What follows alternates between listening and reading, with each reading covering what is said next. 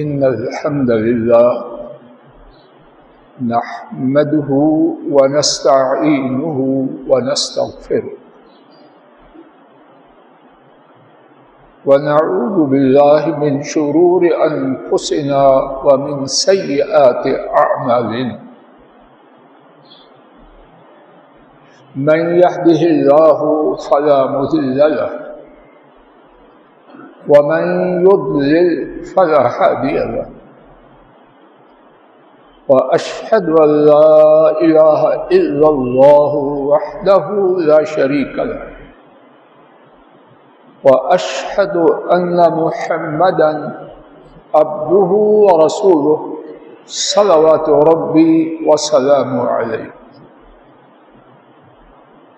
أما بعد فإن خير الحديث كتاب الله وخير الهدي هدي محمد صلى الله عليه وسلم وشر الأمور محدثاتها وكل محدثة بدعة وكل بدعة ضلالة وكل ضلالة في النار اللهم انفعنا بما علمتنا وعلمنا ما ينفعنا وزدنا علما سبحانك لا علم لنا إلا ما علمتنا إنك أنت العليم الحكيم رب اشرح لي صدري ويسر لي أمري واحلل عقدة من لساني يفقهوا قولي رب أعوذ بك من همزات الشياطين وأعوذ بك رب أن يحضرون أعوذ بالله السميع العليم من الشيطان الرجيم من حمده ونفخه ونفسه اللہ رب العالمین نے ہمارا ٹھکانہ اپنی جنت بنایا. ہمارے بابا آدم علیہ السلام اور اماں محترمہ حوا شیطان کے بہکانے میں آئے اور ہم وہاں سے نکالے.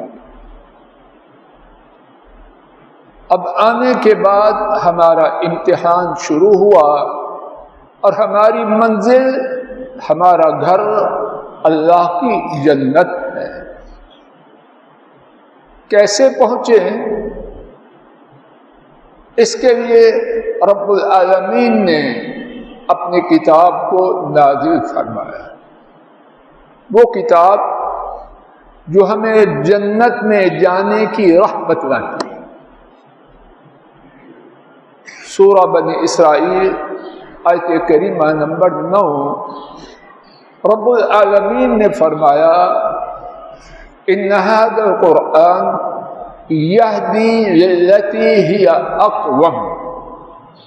یقیناً یہ قرآن اس راستے کی طرف رہنمائی کرتا ہے جو بالکل سیدھی راہ ہے. اور اس کتاب کی تشریح کے لیے اس کو بیان کرنے کے لیے رب الجلال نے ہمیں وہ تحفہ دیا کہ اس ایسا تحفہ آدم علیہ السلام سے لے کر اس تحفہ کے ملنے تک اور قیامت تک نہ کسی کو دیا نہ دیا جائے. اور وہ تحفہ مبارکہ کریمہ بہت ہی بڑا محمد کریم صلی اللہ علیہ وسلم ہے.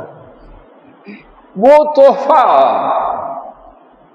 کہ پوری کائنات میں اللہ نے ان ایسا نہ کوئی بنایا نہ انسانوں میں نہ فرشتوں میں اور نہ کسی اور مخلوق. رب العالمین نے ان کی ذمہ داری لگائی۔ سورہ النحل 14واں پارہ آیت شریفہ نمبر 44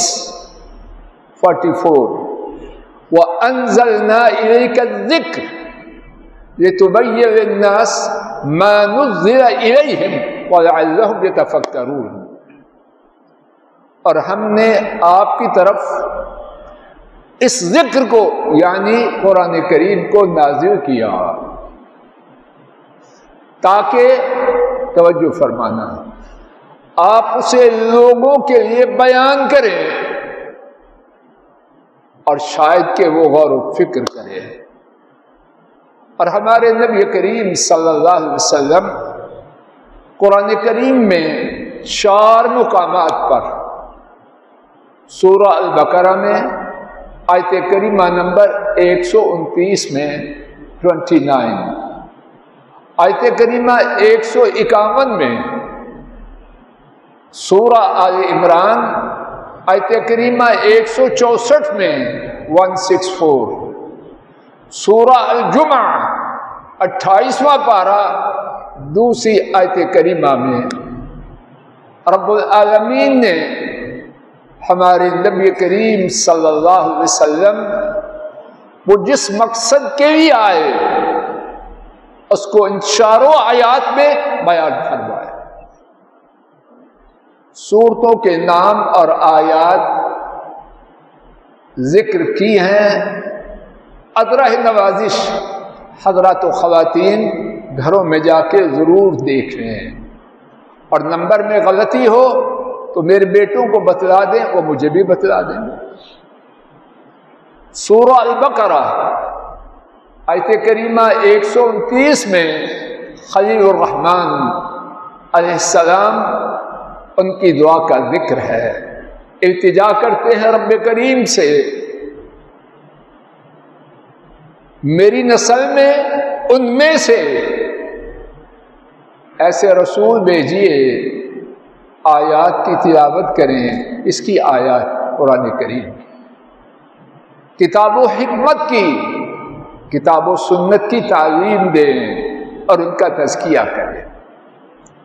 سورہ البقرہ کی آیت کریمہ 151 میں رب ذوالجلال نے اپنے احسان اور نعمت کا ذکر کرتے ہوئے فرمایا کہ انہوں نے تم میں ایک رسول بھیجے جو 4 کام کرتے ہیں: آیات کی تلاوت، تمہارا تزکیہ اور کتاب و سنت کی تعلیم۔ سورہ آل عمران آیت کریمہ 164 میں اللہ تعالیٰ نے آیت مبارکہ کا آغاز کیا، لقد من اللہ علی المؤمنین، یقیناً اللہ نے احسان کیا۔ اللہ کے احسانات وَإِن تَعُدُّوا نِعْمَةَ اللَّهِ لَا تُحْصُوهَا، شمار کتار سے مبرا۔ اور جب اللہ یقیناً فرما کے کسی احسان کا خصوصی طور پر ذکر کریں تو وہ کتنا بڑا ہوگا۔ میرے پاس تو الفاظ نہیں اس احسان کی عظمت کو بیان کرنے کے۔ یقیناً اللہ تعالیٰ نے تم پر احسان کیا کہ تم میں سے ایک رسول بھیجا، وہ کیا کرتے ہیں؟ یہی 4 کام: آیات قرآن کی تلاوت، ان کے ساتھ تزکیہ اور کتاب یعنی قرآن کریم اور سنت کی تعلیم۔ اور یہی بات 28واں پارہ سورہ الجمعہ میں آیت شریفہ نمبر 2 میں دہرائی۔ نبی کریم صلی اللہ علیہ وسلم نے قرآن کریم کے بیان کی اپنی زبان مبارک سے، اپنے عمل سے عجیب تصویر پیش کی۔ آپ چلتا پھرتا قرآن تھے، جیسے کہ صحیح مسلم میں اما عائشہ رضی اللہ تعالی عنہ کی حدیث شریف میں۔ اب کیا ہوا؟ 63 سال کی عمر میں اللہ پاک نے انہیں اپنے پاس بلا لیا تو کام ختم ہو گیا؟ نہیں، آپ نے اپنے زمانہ مبارک ہی سے صحابہ کو اس مشن کے لیے تیار کیا کہ امت میں اس شمع کو روشن رکھنا ہے۔ کون سی شمع؟ کتاب و سنت کی شمع۔ اس کے بغیر منزل پہ پہنچیں گے؟ جواب دیجیے۔ روشنی ہوگی تو منزل کی طرف جائیں گے، اور صرف روشنی نہیں، اگر کتاب و سنت ہی نہیں تو معلوم نہیں منزل مشرق میں ہے یا مغرب میں ہے، شمال میں ہے یا جنوب۔ حضرات صحابہ نے اور ان کے بعد صدیوں سے اللہ والوں نے اس خیر کو نبھایا۔ کوئی نبی نہیں بن سکتا، نہ بن سکتا ہے، نہ ان ایسا کام کر سکتا ہے نہ کیا، یہ ہمارا ایمان ہے۔ لیکن ان کے نقش قدم پہ یہ شمع جلائے جا رہے ہیں، یہ جھنڈا گرنے نہیں دیا۔ اور سن لیجیے، انشاءاللہ قیامت تک یہ شمع نہ بجھے گی اور یہ جھنڈا نیچا ہوگا نہیں ہوگا۔ کیوں؟ سورہ القیامہ 29واں پارہ 16 سے 18 نمبر آیات کریمہ دیکھ لیجیے۔ لا تحرک به لسانک لتعجل به ان علینا جمعہ وقرآنہ۔ اس قرآن کا جمع کرنا اور پڑھنا ہماری ذمہ داری، اور پھر ثم علینا بیانہ۔ اس قرآن کا بیان کس کی ذمہ داری ہے؟ بولو، اللہ کی۔ اور سورہ الحجر آیت شریفہ 9-14 پارے میں فرمایا انا نحن نزلنا الذکر وانا لہ لحافظون۔ یہ قرآن کس نے نازل کیا؟ یقیناً ہم نے اس ذکر کو نازل کیا 3 مرتبہ۔ ہم اللہ پاک نے فرمایا۔ تو اللہ کا کسی بات کو 3 دفعہ دہرانا اس کا کچھ معنی ہے کہ نہیں؟ انا نحن نزلنا، میرے بھائی اور حضرات اساتذہ موجود ہیں، 3 دفعہ ہم اللہ پاک نے فرمایا کہ نہیں؟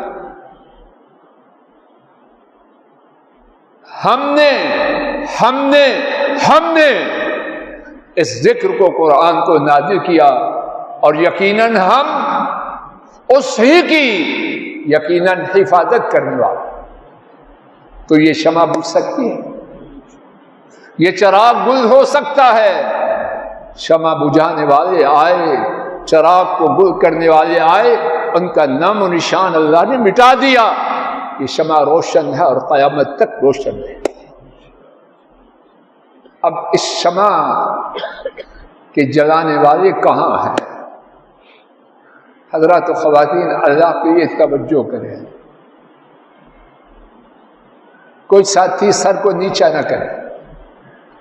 بڑی دور سے آیا ہوں، کوئی ساتھی تصویر نہ بنائے۔ ہم نے اس جامعہ میں یہی پڑھا ہے حدیث شریف کی روشنی۔ سوال یہ ہے، اب یہ شمع کون جلا رہا ہے؟ یہ مدارس جلا رہا ہے، جنہیں حقیر جانا جائے۔ یہاں کتاب و سنت پڑھاتے ہیں یا کیا پڑھاتے ہیں؟ بولو، صفوں پہ پڑھیں یا زمین پر، مٹی پر؟ کیا پڑھاتے ہیں؟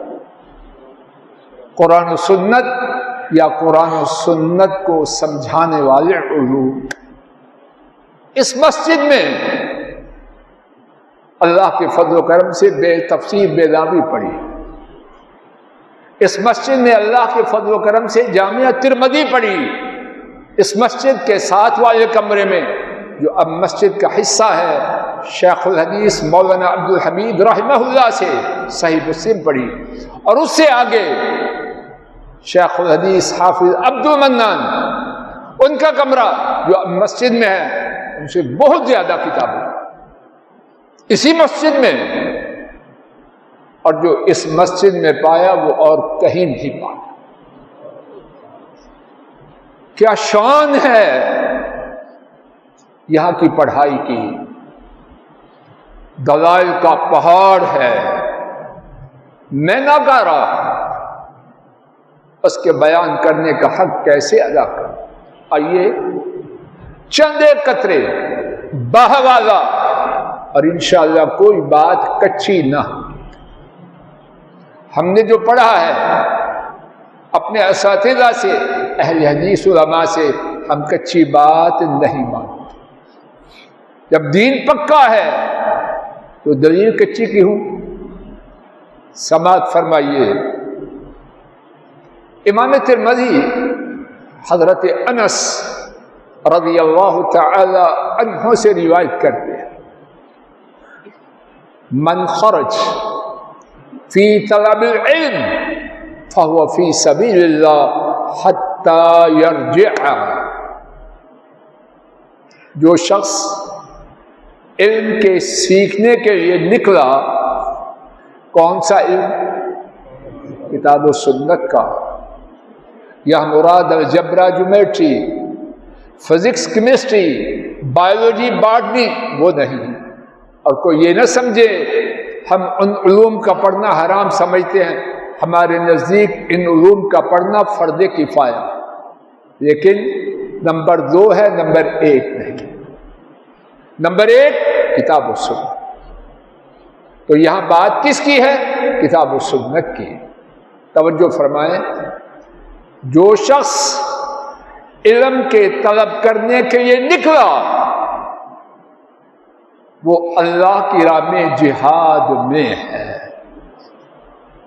اس کے پاس تلوار ہے، کلاشن کوف ہے، توپ ہے، فائٹر ہے، ٹینک ہے، کچھ بھی نہیں، ضرب یضرب پڑھ رہا ہے، ہدایت النحو پڑھ رہا ہے، کافیہ پڑھ رہا ہے، شافیہ پڑھ رہا ہے، سنن ابن ماجہ پڑھ رہا ہے، اور اللہ کے ہاں، ان کے ہاں لکھی جانے والی کتاب میں گویا کہ وہ اللہ کی راہ میں جہاد کر رہا ہے۔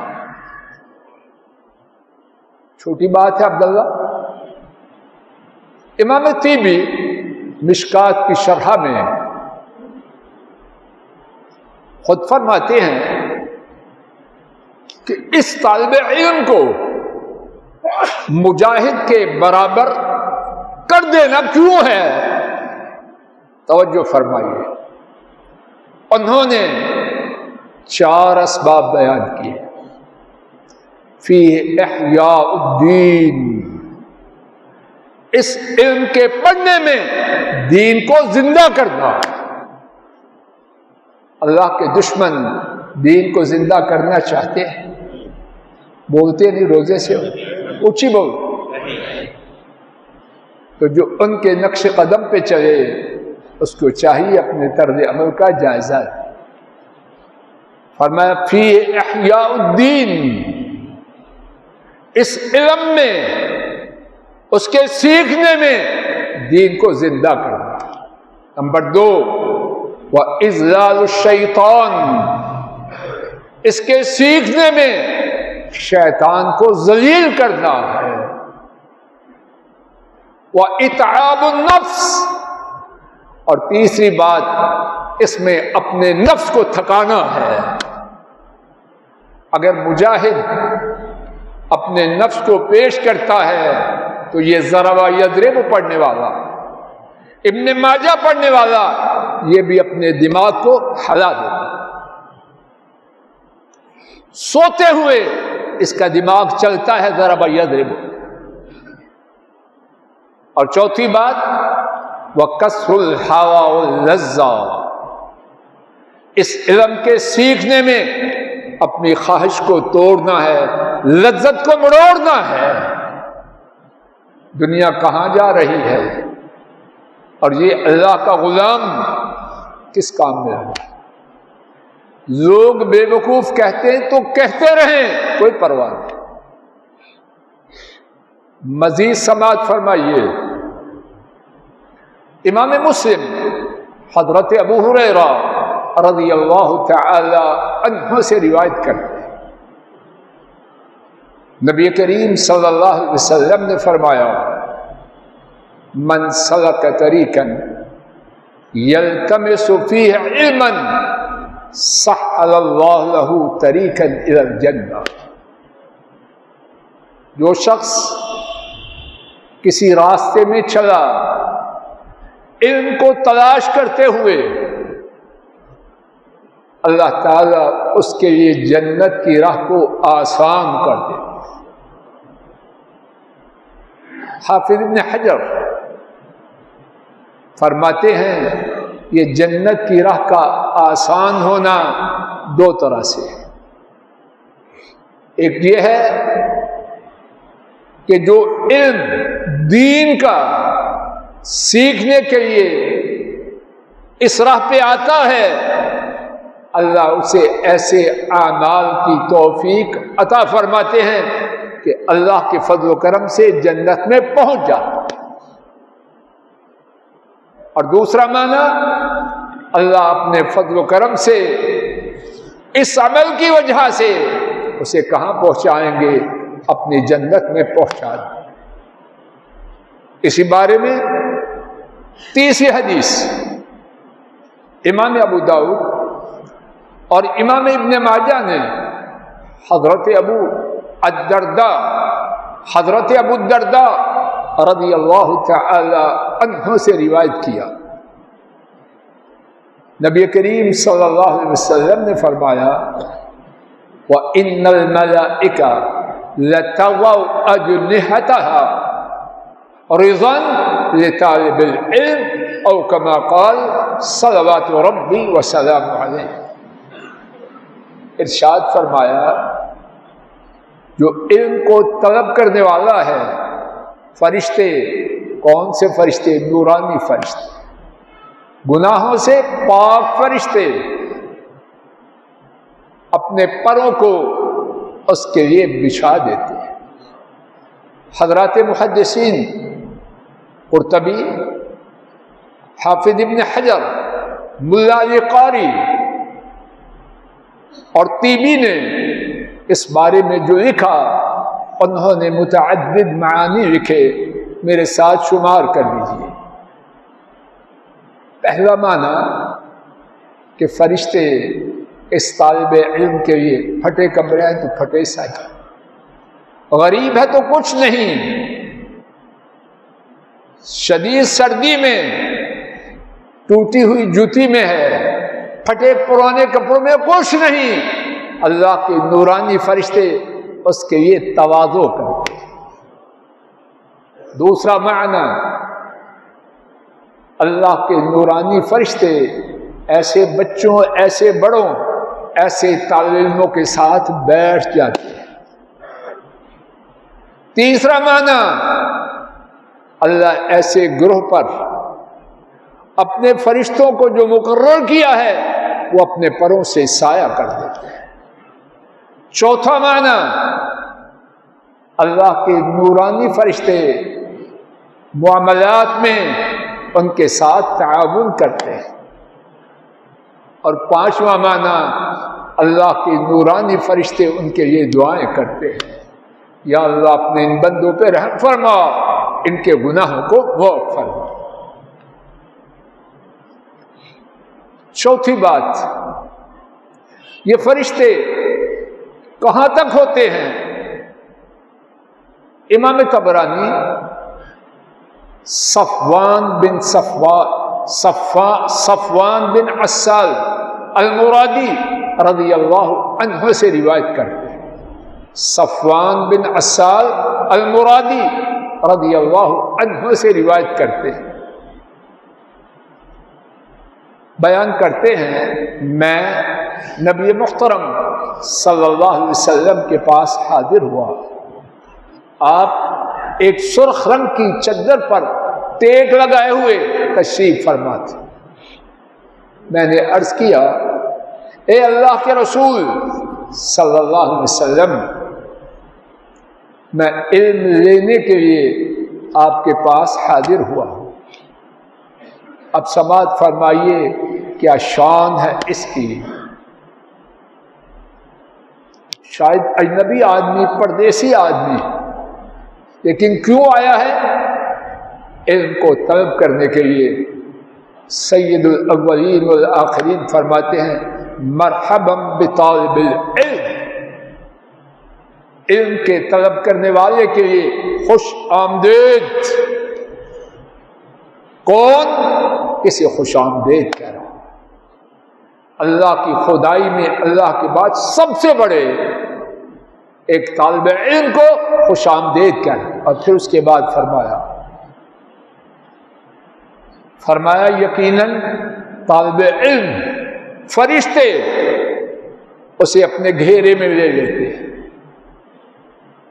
اور پھر کیا ہوتا ہے؟ بس نہیں، فرشتے آتے ہیں مزید، اب جگہ نہیں، فرشتوں کے اوپر فرشتے، فرشتوں کے اوپر فرشتے، یہاں تک کہ آسمان دنیا پر پہنچ جائے۔ کوئی بڑا آدمی دنیا والوں کی نگاہ میں 100-200 آدمی اس کے گرد جمع ہو جائے نعرے لگانے کے لیے، اس کا دماغی توازن بگڑ جائے۔ اور یہاں کون ہے؟ نورانی فرشتے، اور کس کے حکم سے ہے؟ اور کہاں تک ہیں؟ جامعہ محمدیہ سے لے کر آسمان دنیا تک۔ کیوں ہیں؟ فرمایا محبتہم لما یطلب، جو سیکھنے کے لیے آیا ہے اس کی محبت کی وجہ سے وہ اتنی بڑی تعداد میں جمع ہو جاتا۔ کتنی باتیں ہیں، ان باتوں کو چھوڑتے ہوئے تاکہ وقت کی پابندی ہو انشاءاللہ، اللہ توفیق دے۔ یہ اللہ کے دین کا طلب کرنے والا، قرآن کریم کا علم سیکھنے والا، اس کی شان کیا ہے؟ امام نسائی اور امام ابن ماجہ رحمہم اللہ نے حضرت انس رضی اللہ تعالی عنہ سے روایت کی، نبی کریم صلی اللہ علیہ وسلم نے فرمایا یقیناً کچھ لوگ ایسے ہیں جو اللہ کی فیملی ہے۔ میری بات سمجھ آ رہی؟ جواب دو، آ رہی ہے نہیں؟ یقیناً کچھ لوگ ایسے ہیں جو اللہ کی فیملی ہیں، اللہ کا کنبہ ہے۔ میں آپ اپنی فیملی کا خیال رکھتے ہیں کہ نہیں؟ بولو، دن رات اسی غم میں مر رہے ہیں۔ تو جو اللہ کی فیملی ہوگی، کیا عرش والے رب اس کا خیال نہ رکھیں گے؟ صحابہ پوچھتے ہیں اے اللہ کے رسول صلی اللہ علیہ وسلم وہ کون ہے؟ فرمایا وہ قرآن والے ہیں۔ جامعہ محمدیہ میں صبح 7 بجے آیا، 2 بجے تک، پھر عصر سے مغرب تک قرآن قرآن قرآن پڑھا۔ فرمایا وہ قرآن والے ہیں۔ پھر ارشاد فرمایا ہم اہل اللہ و خاصتہ، وہ اللہ کی فیملی ہیں اور اللہ کے خصوصی لوگ۔ حضرات و خواتین، میں آپ خود اور اپنی اولادوں کو کہاں لے جاؤں؟ پھر کہوں گا دیگر علوم کا حاصل کرنا فرض کفایہ ہے، لیکن قرآن و سنت نمبر 1۔ کیا ہم اپنی اولادوں کو اس طرف لا رہے ہیں؟ اللہ کرے لائیں۔ مزید سنیے، امام ترمذی حضرت ابو ہریرہ رضی اللہ تعالی عنہ سے روایت کرتے ہیں۔ رسول کریم صلی اللہ علیہ وسلم نے فرمایا قرآن کریم روز قیامت آئے گا، روز قیامت قرآن والا آئے گا۔ اور قرآن والا کون تھا؟ جو قرآن پڑھتا ہے اس پر عمل کرے۔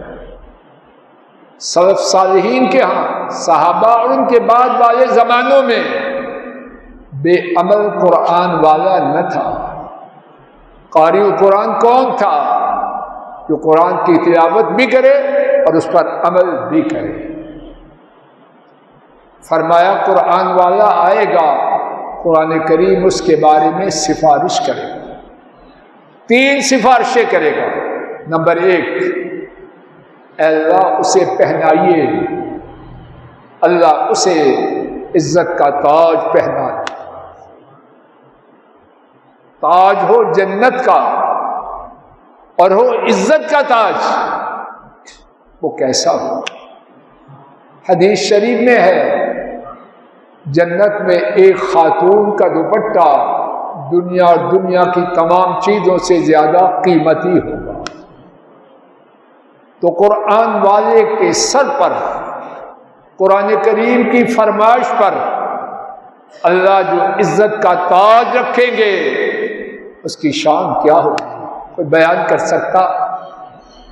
قرآن کریم دوسری فرمائش کرے گا، اے اللہ اس کو اور دیجیے۔ قرآن اپنی مرضی سے سفارش کرے گا یا اللہ کے حکم سے؟ اللہ دوسری فرمائش بھی پوری کریں گے اور قرآن والے کو جنت کی ایک پوشاک، جنت کا ایک جوڑا پہنا۔ قرآن کریم پھر بھی چپ نہ ہوگا، تیسری فرمائش کرے گا، عرض کرے گا یا رب ارض عنہ، اے میرے رب اس قرآن والے پہ راضی ہو جاؤ۔ اور راضی ہونا کیا ہے؟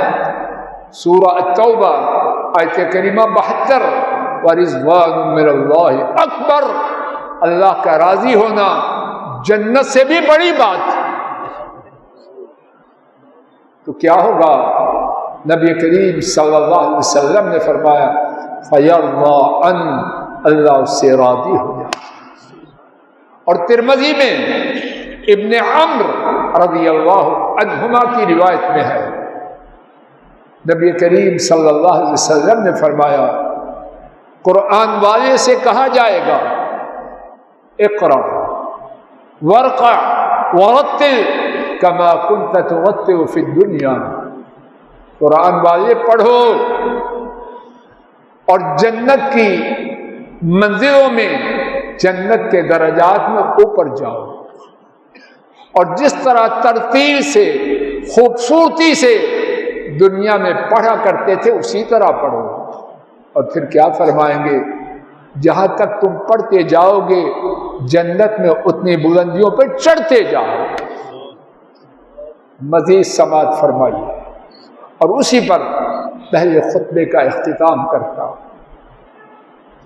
امام حاکم نے حضرت بریدہ رضی اللہ تعالی عنہ سے روایت کیا، نبی محترم صلی اللہ علیہ وسلم نے فرمایا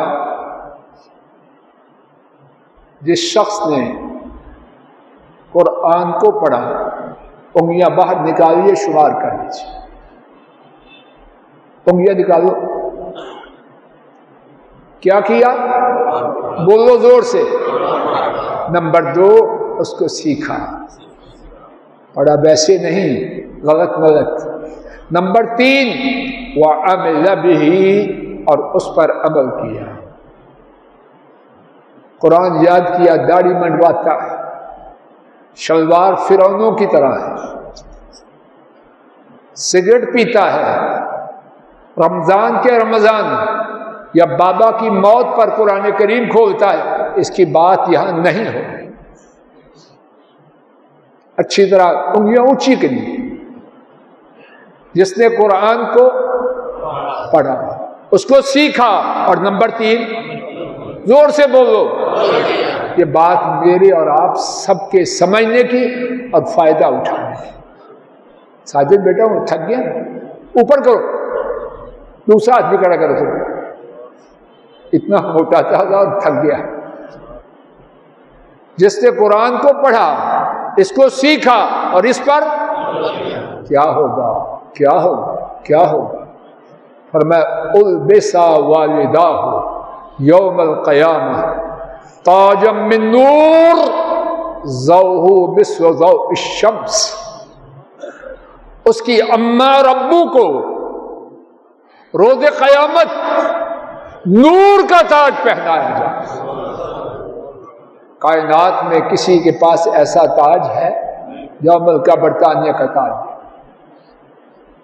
اس کی خاک کے برابر بھی دنیا میں کسی کے پاس کچھ نہیں۔ یہ جنت میں چھڑی کے برابر جگہ ساری دنیا سے بہتر ہے، تو جنت کے نور کے تاج اس کے مقابلے میں کس کا تاج؟ فرمایا جنت میں اسے نور کا تاج پہنایا جائے، اور اس کی روشنی چمک دمک کتنی ہوگی؟ فرمایا سورج کی مانند اس کی چمک دمک ہوگی۔ بس نہیں، وَأُقْصَى وَالِدَاهُ حُلَّةً لَا تَقُومُ لَهُمُ الدُّنْيَا، اور اس کے والدین کو جنت کا لباس پہنایا جائے گا، پوری دنیا اس کا مقابلہ نہ کر سکے۔ والدین کہیں گے بِمَا قُسِينَا هَذَا، یا اللہ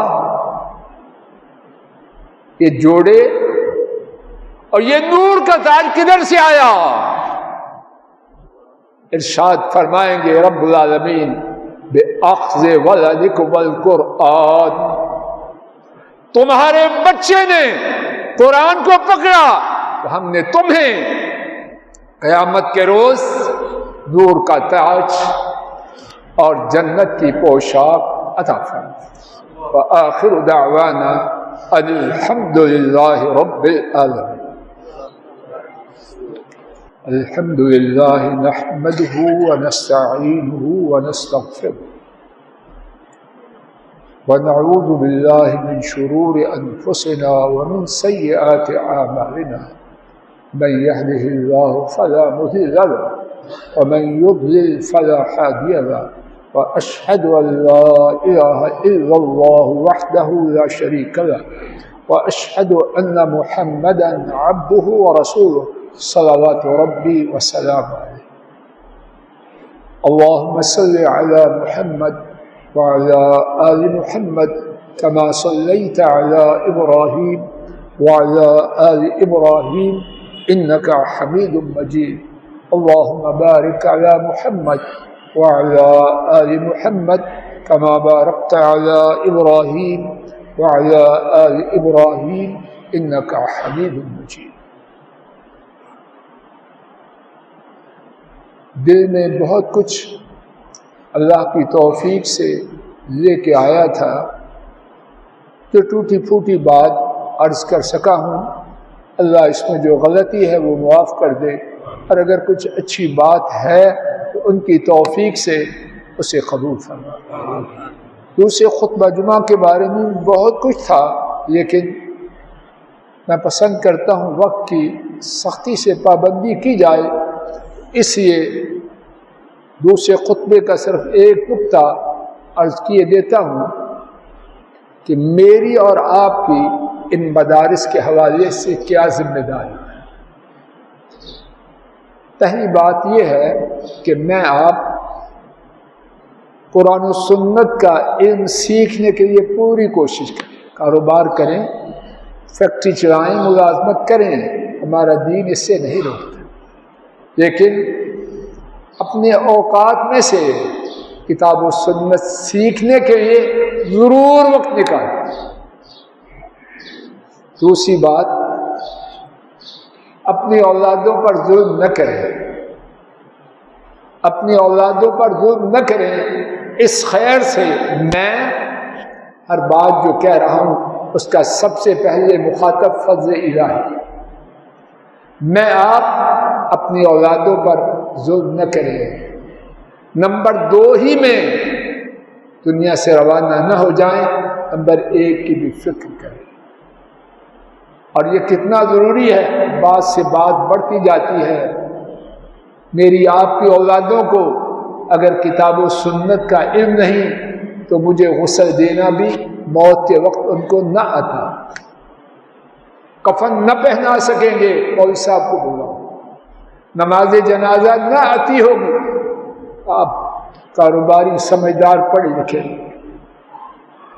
اپنی جانوں پر اور اپنی اولادوں پر رحم کرو، کتاب و سنت کا ان کو علم دلواؤ، باقی لوگ ضرور دلواؤ، لیکن ایک میری گزارش، نمبر 2 سمجھ کے نمبر 1 نہ بناؤ۔ تیسری بات، علم والوں کی قدر کریں۔ یہ درویش، یہ سادہ لوگ، یہ بظاہر کم حیثیت لوگ، رب ذوالجلال گواہ ہے، یہی حیثیت والے، یہی حیثیت والے ہیں۔ ہم کیا ہیں؟ یہ کیا کچھ ہے؟ اب وقت نہیں، اور انہی کے بارے میں یہ جو دل دماغ میں بات بیٹھی ہوئی ہے، مولوی صاحب نے یوں کیا، مولوی صاحب معصوم نہیں، تو بھی انسان ہے، وہ بھی انسان، تو غلطی نہیں کرتا، تیرا باپ نہیں کرتا، تیرا کنبہ نہیں کرتا، کہ مولوی صاحب بھی انسان ہے، تو بھی انسان۔ نمبر 4، جہاں تک ممکن ہو ان مدارس کے ساتھ میں اور آپ سب دعاؤں کے ساتھ، مال کے ساتھ، زبان کے ساتھ جس طرح ممکن ہو تعاون کریں، اس میں ہماری خیر ہے، امت کی خیر ہے۔ اللہ تعالیٰ مجھے آپ کو خیر کی توفیق عطا فرمائے۔